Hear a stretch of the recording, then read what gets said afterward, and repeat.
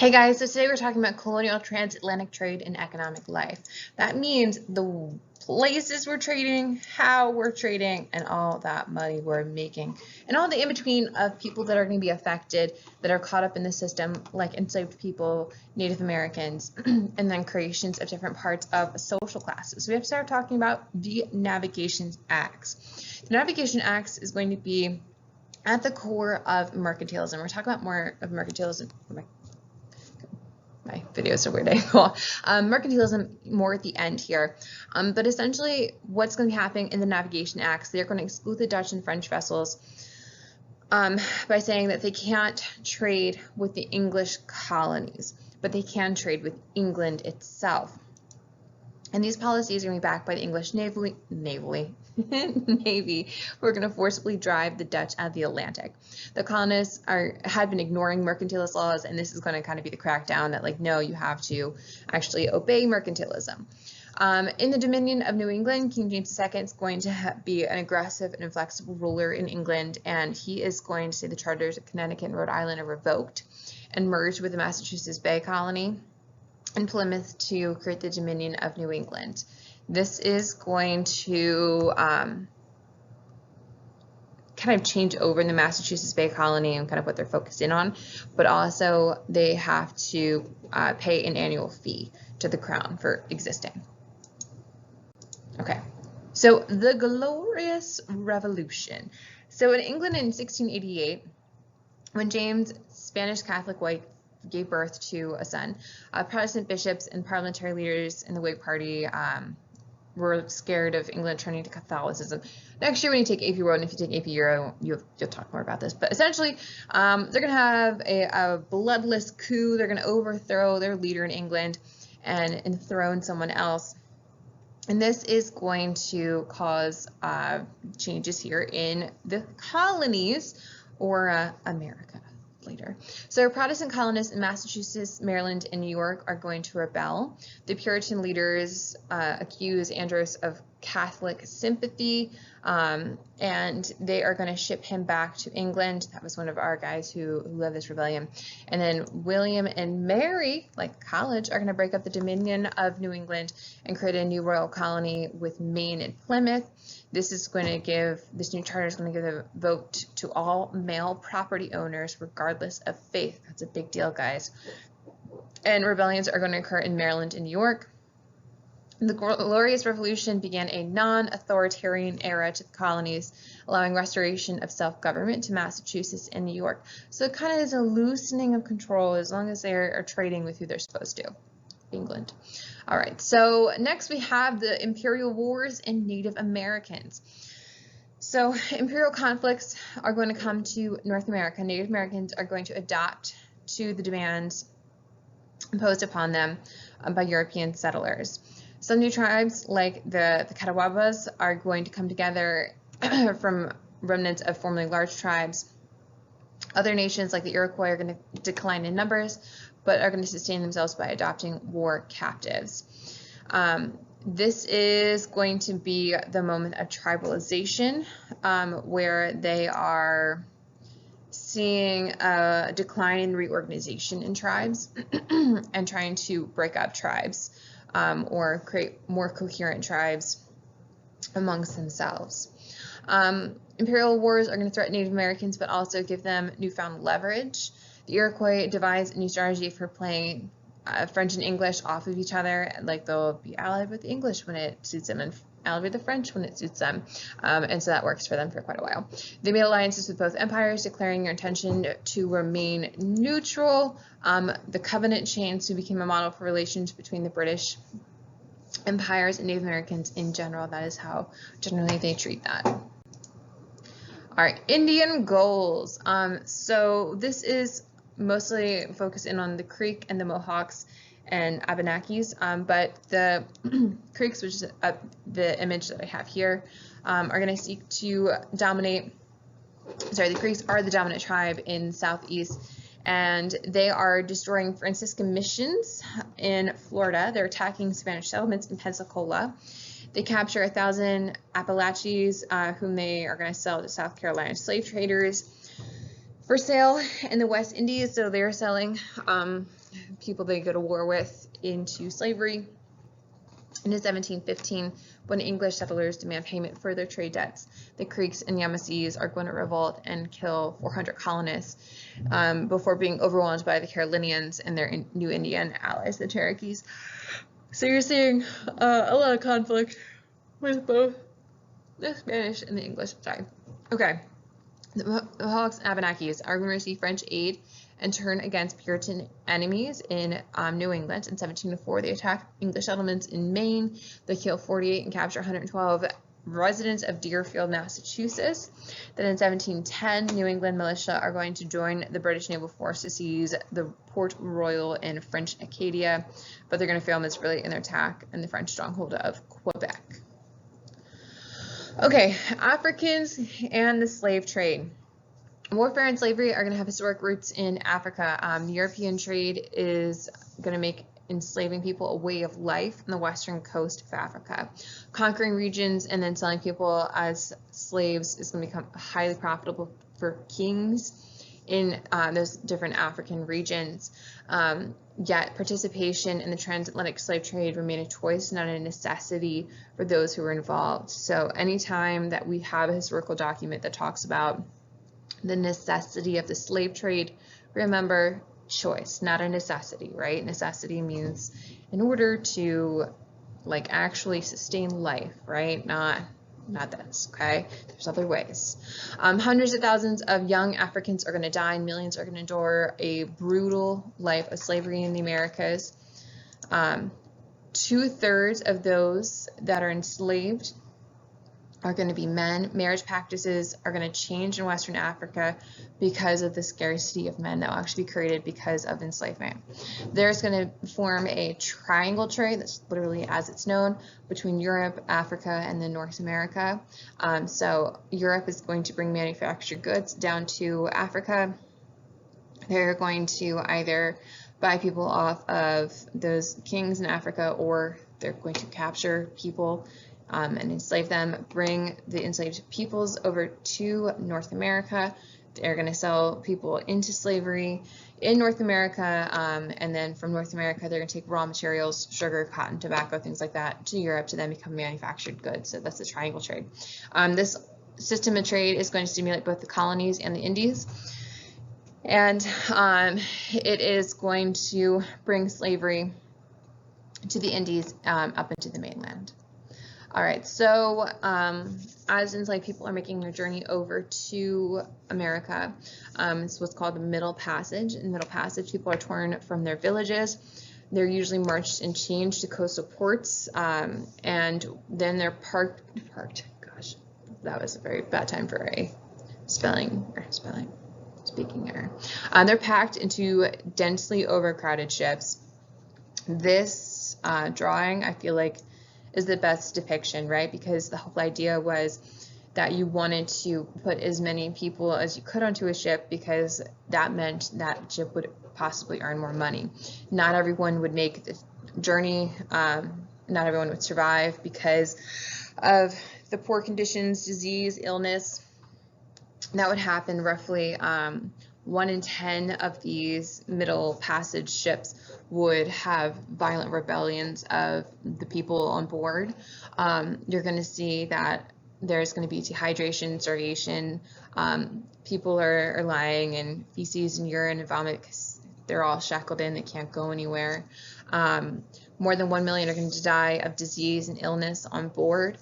And furthermore, not every single ship is going to make it. A lot of these ships are not up to par, and so they would sink for whatever reason, and then everyone who was on board that was shackled is going to die. Even after they would survive the Middle Passage, they would then come into the Indies or into North or South America, and they would be working 10-hour days. They'd be working in extremely poor living conditions, insufficient food, sexual abuse, physical abuse. So it was just the beginning, the Middle Passage. Okay, so I think think that's all I have to say about this. I think I talk about the rest of what I need to a little bit later when I talk about slavery in Chesapeake. Okay, so this is going to be the South Atlantic system. The system is going to be centered in Brazil and the West Indies because sugar is going to be that primary product there. Europeans are going to provide tools and equipment, and slave labor is going to be plantation productive, is going to make plantations productive and profitable. English are going to begin plantations in the West Indies. It's later going to spread outward. Initially, the early settlers had small-scale farms with indentured servants, but then with the use of slavery, you're going to see extremely large plantations are going to grow. This is going to have huge profits that then are going to flow into Britain from the slave trade. Guns, iron, rum, and cloth are traded for slaves who produce far more profit than they had costs, and then that they're going to see that enslaved peoples are sold for 3 to 5 times of what they had been bought for in Africa. So you're going to see that all around every step of the system, Britain is making large amounts of money along the way. I feel like in order to really put this in perspective of what it's like to work on a plantation, I have this one source here. So at 4 o'clock in the morning, the plantation bell rings to call the slaves into the field. About 9 o'clock, they have half an hour for breakfast, which they take in the field. Again, they fall to work until 11 o'clock or noon. The bell rings and the slaves are dispersed in the neighborhood to pick up natural grass and weeds for the horses and cattle and to prepare and eat their own lunch. At 2 o'clock, the bell summons them to deliver in their grass and to work in the fields. About half an hour before sunset, they're again required to collect grass. The slaves are then dismissed to return to their huts, picking up brushwood or dry cow dung to prepare supper and tomorrow's breakfast. They go to sleep at about midnight. So I feel like that really puts into perspective of what it was like working on a sugar plantation, just the day's work that was in there. Survival was not very long when you were working on a sugar plantation because it was so brutal. It was about 7 years. Okay, the imperial slave economy. So it's talking about slavery in the Chesapeake region and into South Carolina. In the Chesapeake region, you're going to see elite planters and politicians are going to lead a tobacco revolution. So they're going to take advantage of the slave trade to bring Africans into the region after Bacon's Rebellion. They don't want to use indentured servants anymore, and so they bring enslaved people and slavery into the Chesapeake region. Slavery is now going to be defined in racial terms. In Virginia, they're going to prohibit sexual relations between English and Africans. So this is where you're really going to see for the first time in like law books on codes about slavery being defined in terms of race. Okay, the working conditions are going to be better than the West Indies, but I mean like comparatively. I don't want you to walk away from this and be like, oh yeah, some slaves had shoes. That's better than some white poor people at this time. At the end of the day, they are still enslaved peoples. They are still considered someone's property. And that shoes are not the same as freedom, right? It's not the same as having freedom of doing what you want with your life. So remember that. Okay. Okay. So many tobacco planters are going to encourage enslaved people, to have children to increase workforce. That because the planters would then also own the enslaved people's their children. That's how that worked. By mid-18th century, more than 3/4 of the enslaved workers in the Chesapeake are going to be American-born. We're seeing that system perpetuate. In South Carolina, enslaved people are going to labor under much harsher work conditions in the Chesapeake. And the colony grows slowly, and they are going to be focused on rice to begin with. They're working in swampland, which is going to be dangerous and exhausting, and there's going to be a lot of mosquito-borne illnesses that is going to lead to very high casualties. All right, African-American community emerges. So planters are going to desire ethnically diverse Africans to try to deter slave revolts, because the idea was they wouldn't be able to communicate with one another, and so if you can't communicate, it's kind of hard to organize a structure in order to revolt. Numerous African languages are going to be spoken in the early years of slavery. Some planters are going to have preferences for what region the enslaved people they're buying is coming from. They believe that slaves from certain enslaved people from certain areas of Africa are going to be harder workers.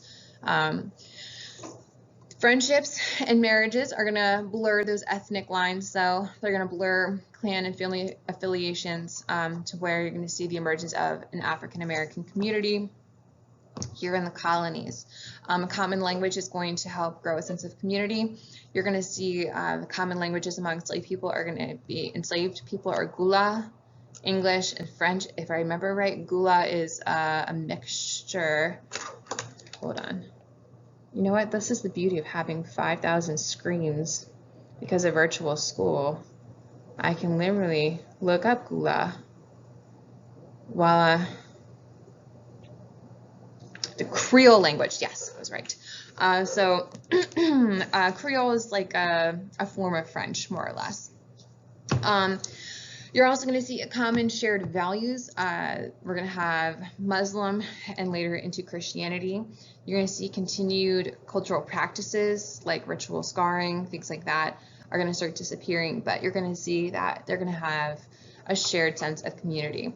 There's going to be resistance and accommodation. Slaves are going to be denied education, accumulation of material possessions, and the right to associate with others just outside. Punishment is going to include whipping and other forms of physical torture.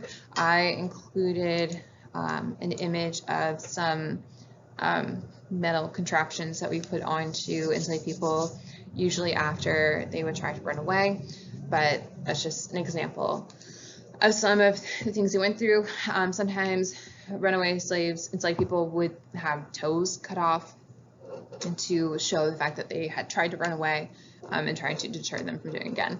White violence is going to be lower in the northern colonies where there's fewer enslaved people.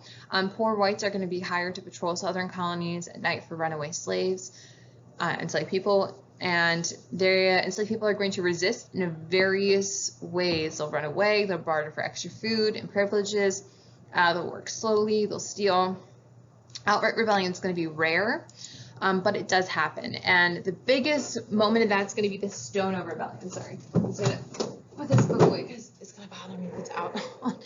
So the Stono Rebellion is going to be in 1739 in South Carolina. It's the largest enslaved people uprising in the mainland colonies. The Catholic governor of Spanish Florida is going to instigate the revolt by promising freedom to runaway slaves. And groups of people obviously are going to start fleeing to Florida because that means freedom. And the war is going to break out between England and Spain. And 75 Africans are going to lead a revolt near the Stono River. It's what's called the Stono Rebellion. Well-armed mounted force of South Carolinian militia are going to subdue the Stono Rebellion, and they end up killing 44 slaves in order to suppress rebellion. But before that, they had like gotten into like swamplands in Florida and are like defending themselves is really kind of a big deal. This is going to frighten South Carolinians to cut slave imports and tighten plantation discipline to try to prevent something like this from happening again. Okay, the rise of Southern gentry. If you have lived in the North your entire life, which I know Maryland's like one of those like weird gray areas, but we're not really. Like when you talk to Southerners, we're not Southern, okay? But this is all gonna seem really weird. You're gonna be like, why are they like this? I don't know, but they still have a lot of these feelings today. So when we talk about the Southern gentry, we're talking about this idea of kind of like a aristocracy of like who your ties are, who your people are, who your family is, your last name, right? Your who you are as a person, like what you were born into. So this is going to come straight from England over into the colonies, and it will continue on for very long. The South is still like super weird about like people's like familial ties and all that. Anyways, so you're gonna see, oh, sorry guys. They are going to, it's going to be the rise of our Southern planters, and they're going to make this kind of aristocratic class in the South, and they are going to use their colonial status and wealth to rule over the white yeoman farmers, so like your average common person farmer and tenant farmers. And then they're also going to rely on violence to exploit African American people at this point. They are going to lead a very refined and elaborate life. They're going to cultivate gentility, so this idea of like, I don't know, kind of like being kind of like steppy and like country club-esque. It's the only way I can really describe that. They're going to follow traditional notions of English life, but in America, they're going to model themselves off of the behavior of the English aristocracy to aim for success in the colonies. They are going to be tutoring their daughters to be wives. Women defer to their husband in all matters. Social networks are really important. And honestly, a lot of these things are still around in the South. And so this is where you see that was aggressive. Plantation houses. That's what I always think of when I think of Southern gentry. Okay. So the urban economy.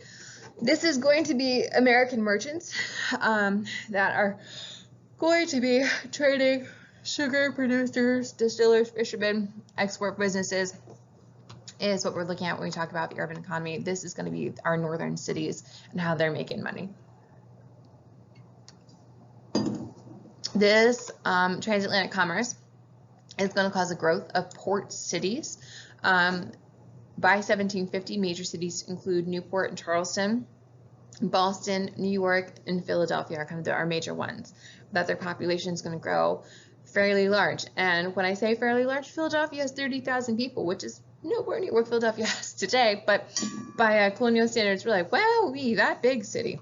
American shippers are going to traverse the Atlantic, and they are going to transport goods. They're also going to transport goods here in the colonies, across rivers here, the Hudson, Delaware, stuff like that.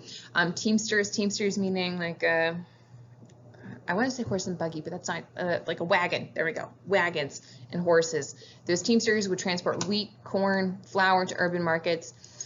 And this is going to spur new businesses such as taverns, horse stables, barrel making shops, all that wonderful stuff.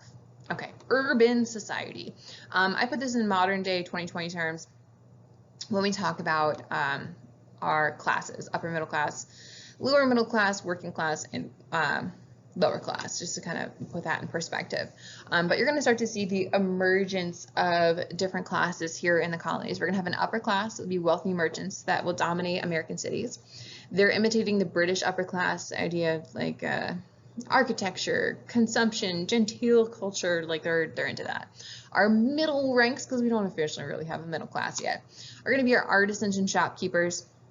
This is about half the populations: innkeepers, butchers, seamstresses, shoemakers, weavers, bakers, carpenters, masons, people who have skilled workers usually have a skill, and they're going to live in modest comfort. They're not really well-to-do, but like they're not starving. Like they're all right. Things are good. And then our lower class are going to be laboring men and women. It's going to make about 30% of the urban population: dock workers and unskilled wage workers, washerwomen, wool spinners, servants, and prostitutes. Sorry if you're watching this in front of your parents. It's literally what your textbook talks about. Okay, that's just showing you the trade. Okay. So the new politics of the empire. You're going to see the rise of colonial assemblies. So following the Glorious Revolution, assemblies in the colonies are going to seek to limit the power of the crown. The colonial elite are going to lead assemblies. Men of wealth could be elected, but all men who owned property could vote. That's a big distinguishing point at this point. Then in order to vote, you had to be a man, you had to be white, and you had to own property.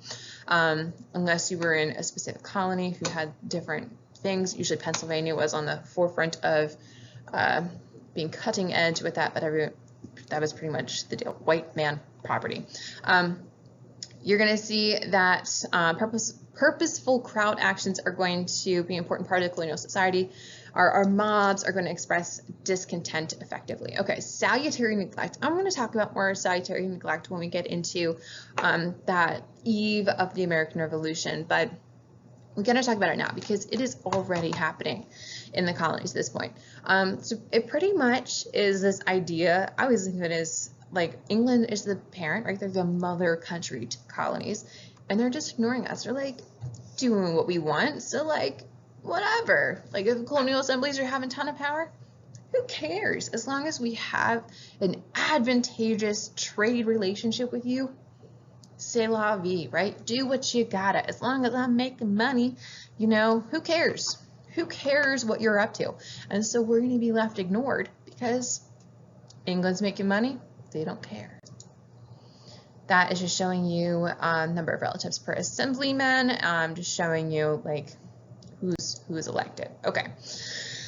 The new politics of the empire. Commercial aggression. Britain's efforts to develop Georgia to protect the valuable rice-growing colony of South Carolina is going to outrage Spain. They're going to be angry about that.